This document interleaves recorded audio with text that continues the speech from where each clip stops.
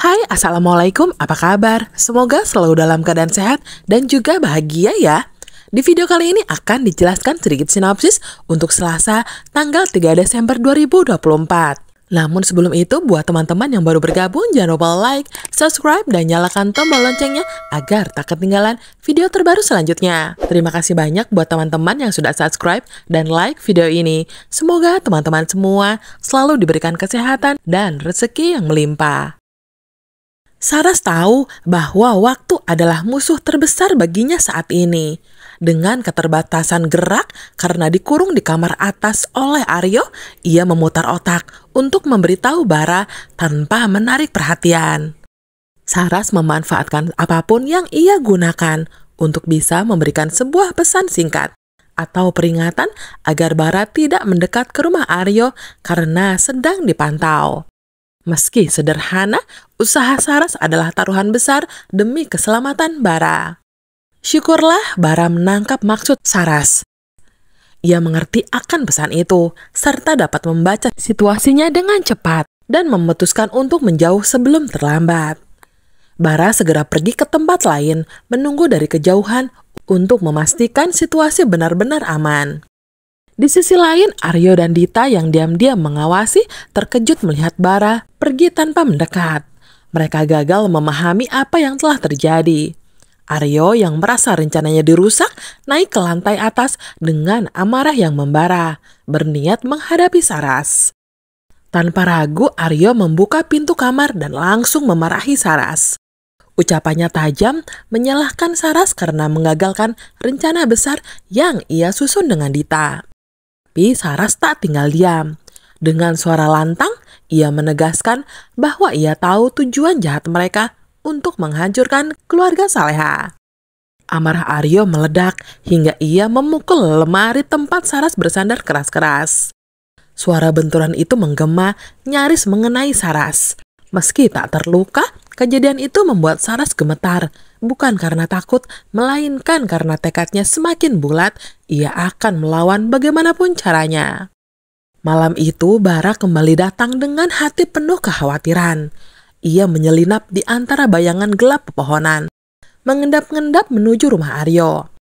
Bara tahu resiko besar yang ia hadapi, tetapi hatinya tak tenang jika belum memastikan keadaan Saras.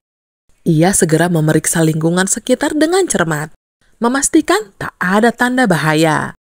Setelah merasa situasi cukup aman, Bara memutuskan untuk mencari cara menyelamatkan Saras. Meski ia belum tahu pasti apa langkah yang harus diambil.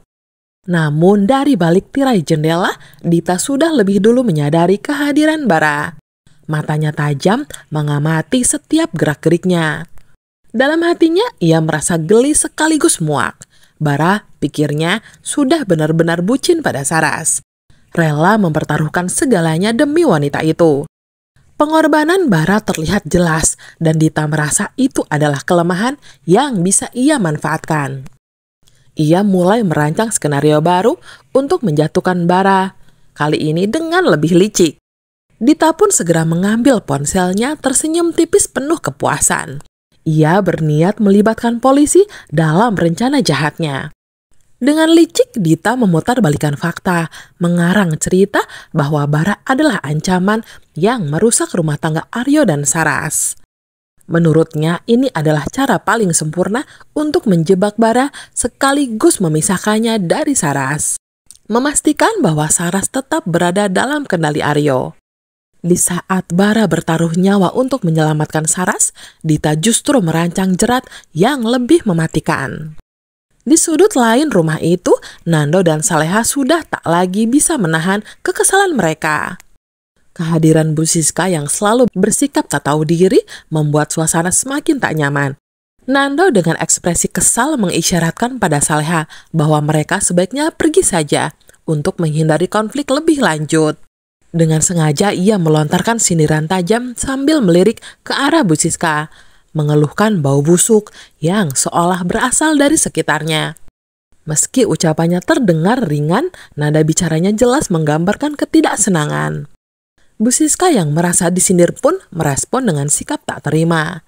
Ia dengan angkuh menegaskan bahwa dirinya wangi, dan tidak seperti yang dituduhkan. Namun sindiran Nando sudah mencapai tujuannya.